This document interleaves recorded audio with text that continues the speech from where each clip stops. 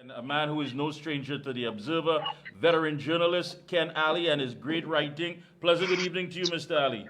Good evening to you, Mikey, and your many viewers and Yeah. listeners. Ken, straight to the meat of it. The Dragon gas deal. Trouble? Yes, trouble. It always was sitting on a knife's edge. You remember when the deal was finally negotiated, the Prime Minister said it was a saving grace and how important it was. And it was a matter that was always sitting on an edge because they weren't sure if it would be confirmed and so on.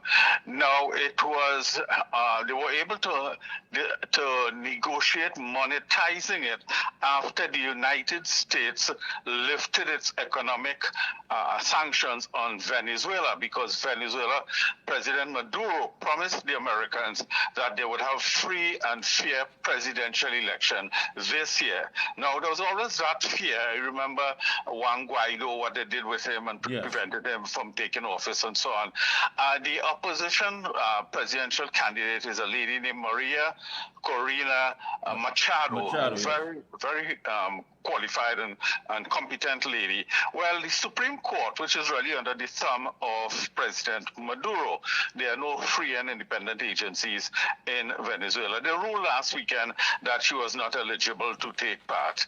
So we expected that. Now, that puts into place a train of events that could lead to the Dragon gas being torpedoed.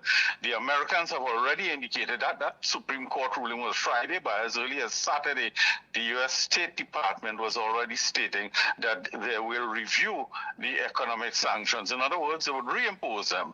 Well, a number of things have happened since the U.S. Vice President has spoken and the U.S. State Department have spoken, and they have said that they will reimpose some sanctions, but they did not add oil and gas to that. So as we speak now, there's no word on what happens with respect to the Dragon gas, but that's expected because that's the mainstay of the Venezuelan economy. And if you want to hurt the Venezuelan economy, that is where you got to go. Now, what they have said, they have given Venezuela, meaning President Nicolas Maduro, until spring, which, you know, the Americans like to talk in seasons and so on, which is really 2 or 3 months away, to permit free and fair election. That election is due this year. And if not, they will impose the sanctions. So thinking forward and looking ahead, it looks like that Dragon gas deal could be in trouble because the Americans are likely to restate the economic sanctions. When you do that, there's no way to monetize this. So we go back to square one. The implications of that are, as we all know, our natural gas production is at an all-time low.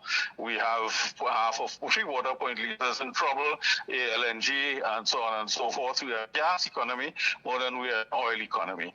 As I said, and as I wrote, this is a mainstay that the Prime Minister is hoping when he goes to the electorate to say, listen, we've had hardship over the last few years, but now we have the Dragon gas field. The Dragon gas field has 4.2 trillion cubic feet of gas, which of course will assist us for generations. We'll be able to crank back up all those plants and permit other plants to come on stream. So the long story short, Mikey, it does not look good. We put all our eggs in that basket.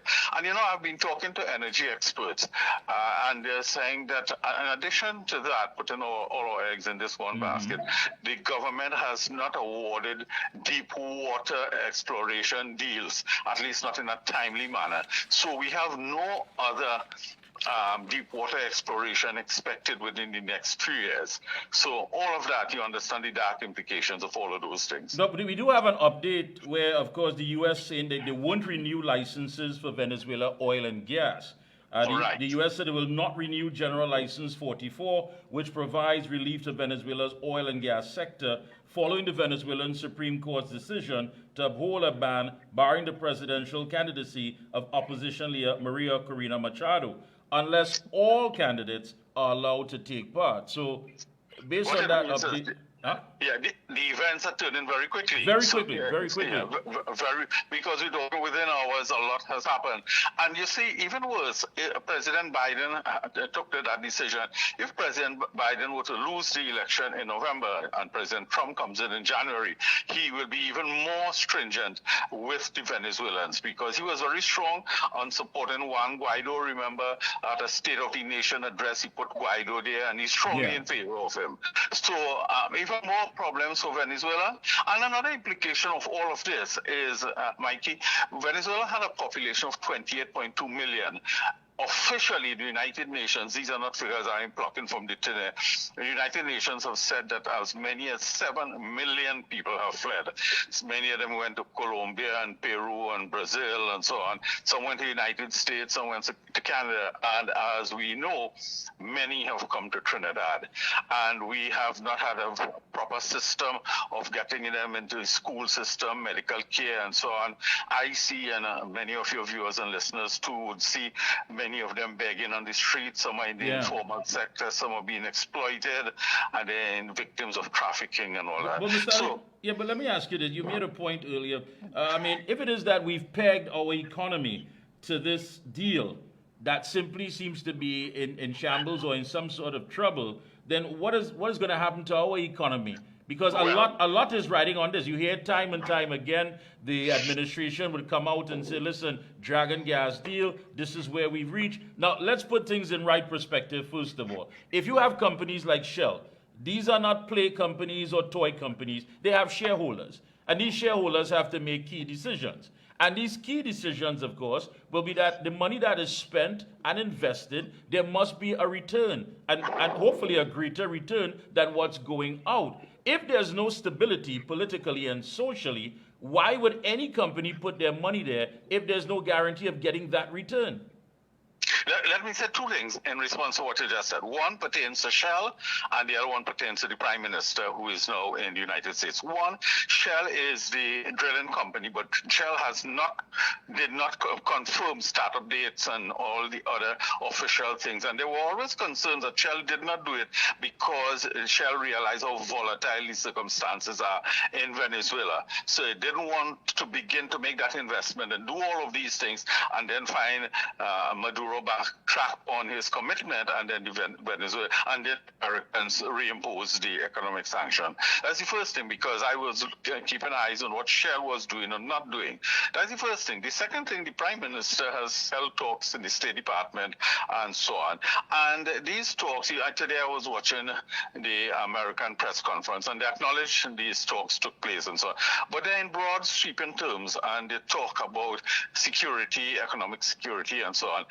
And the Prime Minister would come back, anticipate he would come back and say that we are holding talks on that, and the door is not closed, and those sorts of things. Right. The Americans are committed to helping us with security, but I don't think they're going to make, and let's hope, as we all Trinidadians, that they make an exception for the Dragon Gas deal, but one can't sit back and anticipate they would do that. If they impose these sanctions on Venezuela, well, the downstream of all of that will be what is going to happen, including, of course, the Dragon Gas. So while the Prime Minister may return and offer some hope, that is not founded on any facts. Yeah, and that hope, of course, I mean, just, false hope, when in fact that we have to look at raw reality. The raw reality is that is there any money? Are we generating any revenue? You hear about the fact that contractors cannot be paid. The government was unable to hand out food cards over the Christmas season with money on it. There was a problem with that.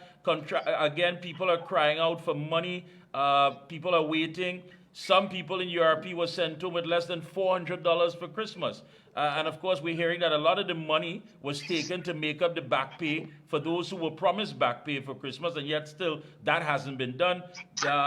People took 4%, and yet still the 4%, it doesn't seem to materialize whatsoever. What's going to happen? very crucially, Mikey, is that our law enforcement officers, our police officers, have not gotten their back pay yet, and they are concerned. I've written about that also.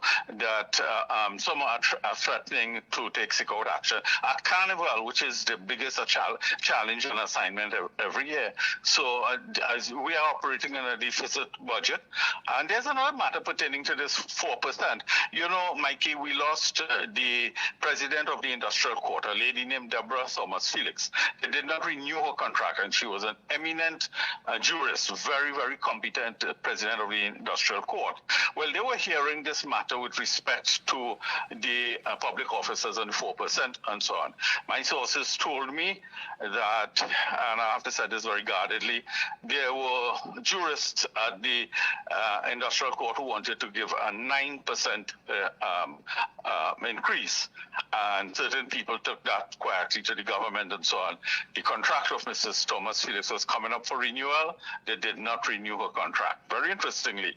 So, you know, this 4% goes back to the year 2014, and you know the cost of living has gone up many, many, many times since then. So, but the short version of this, I know we went off on a side issue there, but Mrs. Thomas Felix may well have lost her job because she stood up for workers. So all of that points to the point you're making about the economic situation and inability to pay people and so on. Scary. Ken, I want to thank you so much for taking time out to link with us, and I will be following up on this, and keep up the good writing, and we are definitely learning a lot. Thank you so much again. Thank you, and best wishes. Appreciate that.